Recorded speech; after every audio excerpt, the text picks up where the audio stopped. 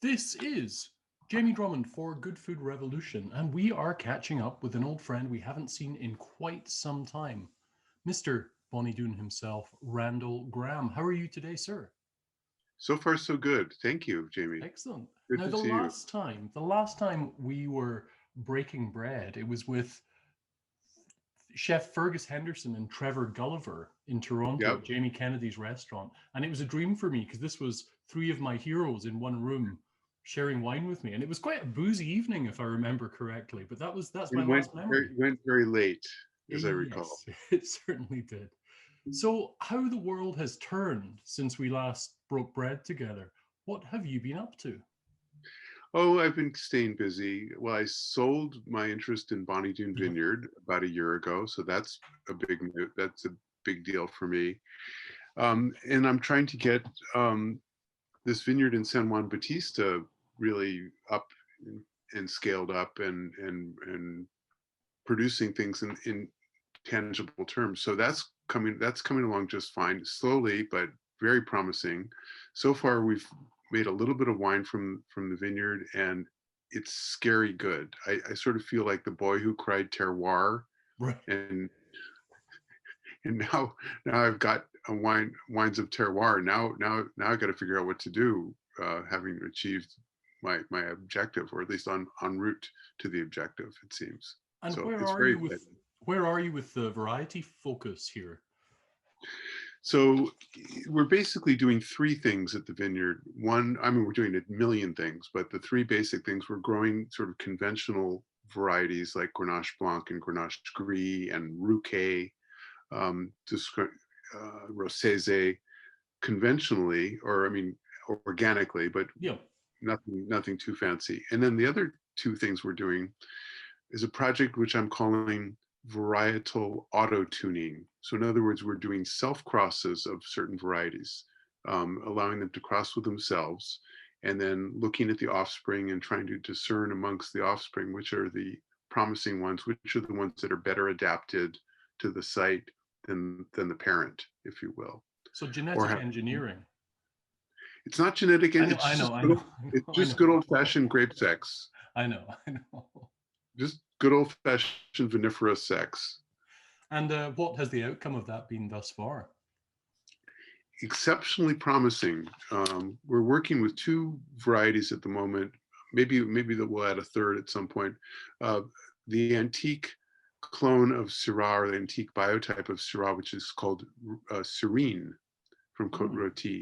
Hmm. Hmm. So I was able to get some seeds from Côte Rôtie and germinate them, and we're seeing a lot of really interesting results, including a discernible percentage of white grapes that are amongst the offspring. About 15 to 20% of the grapes appear to be white varieties. Interesting, yes, yeah.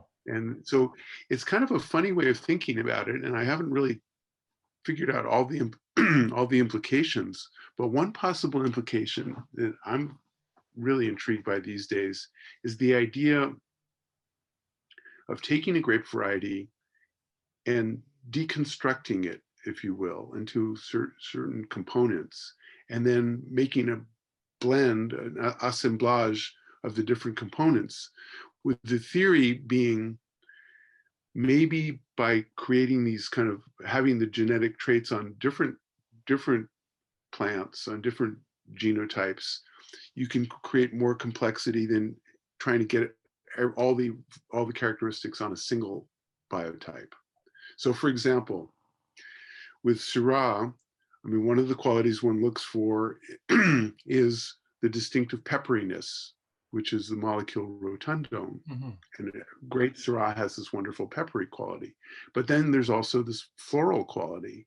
And then you want some tannin, and you want some body, and you want some other components. So maybe the idea is instead of looking for the perfect Syrah grape that has all these elements, find one that has the pepperiness, and then one that has the fragrance, and maybe that's a white grape, and maybe find another one that has the tannic structure, and then fiddle around with the percentages. And this might give you a Syrah that's more complete than any single Syrah in a given variety, in a given biotype. Very cool. And how far has this progressed so far? We've got well, we're in the fourth year of the breeding program. So next year, this year, we should see a lot more fruit. And then I think next year we'll be able to make our selections and scale it up. So it's another 3-4 years before we have anything really commercial to write home about. But it's very encouraging, shall we say. And then we're doing the same thing with another grape, a funny grape. And I I could be this could be a sentimental favorite, and I could be delusional, but there's a funny grape in Provence called which Tiboulen. Tiburin, which in Italy, in Liguria, is called Rossese Okay. di Dolce Acqua in Liguria. And I think this could be the genius grape that's hidden in plain sight. I mean, there's probably a lot of genius grapes that are hidden in plain sight, but this one I think has got enormous potential. And we're just trying to find. We're doing self crosses, and we're trying to find the variants that have somehow transcended the tragic flaws of the variety. The variety does have some tragic flaws. It's brilliant grape, but it has some tragic flaws. What makes this grape so special in your mind? Well, I think the things that are special to me is the idea. I mean, this is kind of gets back to the climate situation we find Mhm. ourselves in with increasing drought and temperatures. How do you make an elegant wine in a warm, dry area? I mean, that's really the question. You certainly in a cool area with plenty of rainfall, it's not a problem unless there's too much rainfall. But in a warm, dry climate, how do you make a wine that's not overripe, that's not pruny, that has elegance and finesse?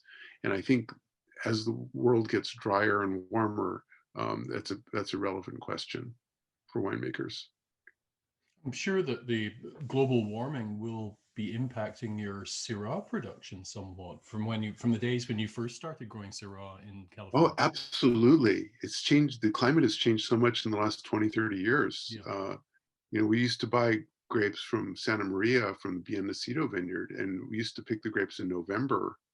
And so a few years ago, we picked it like 6 weeks early, in mid-September. So the world is changing, no question.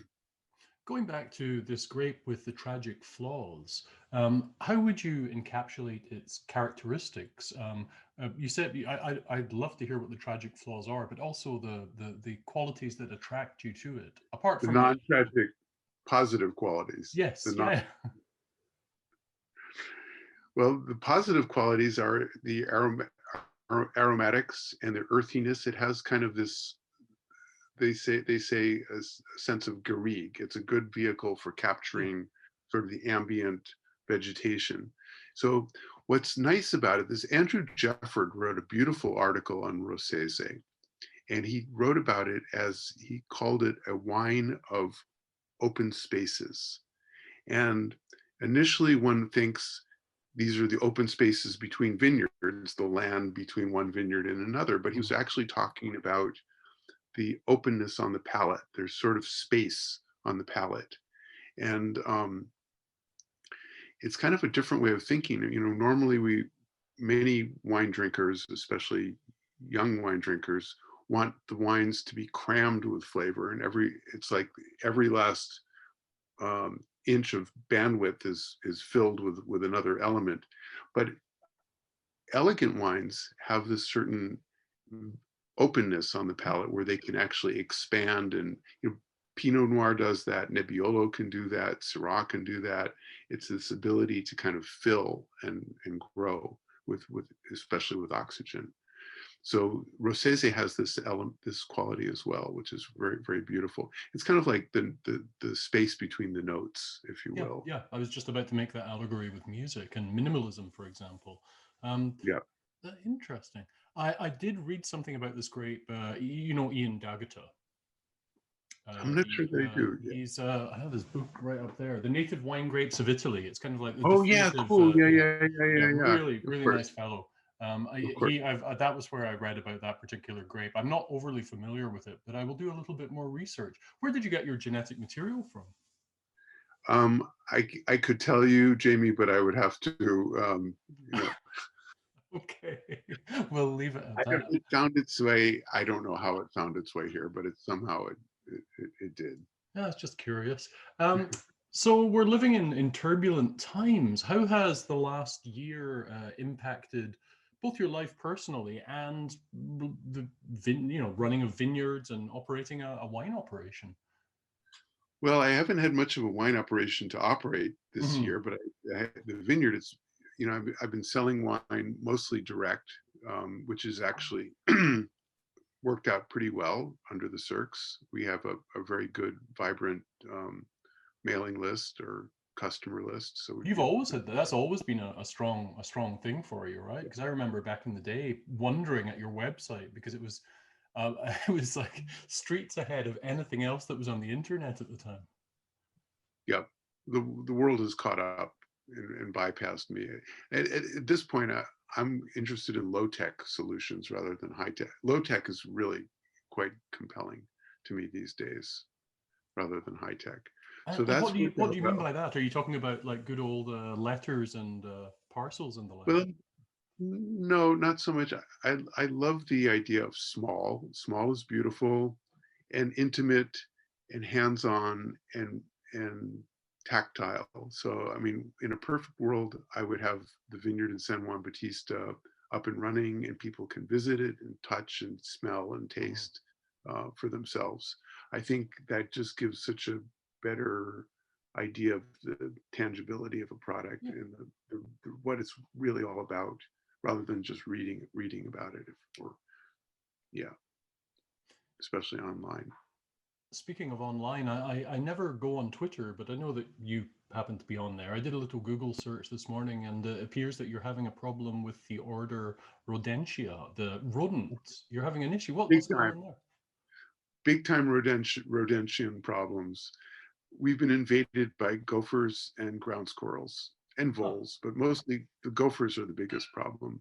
Um, we picked we trapped 21 gophers the other day, which was, I think, a new record. Um, and if we had more traps, we probably would have captured 30. Or do I want to ask what you do with them once you catch them? dig them up and bury them. Actually, sometimes we bury them, sometimes we leave them out just as examples.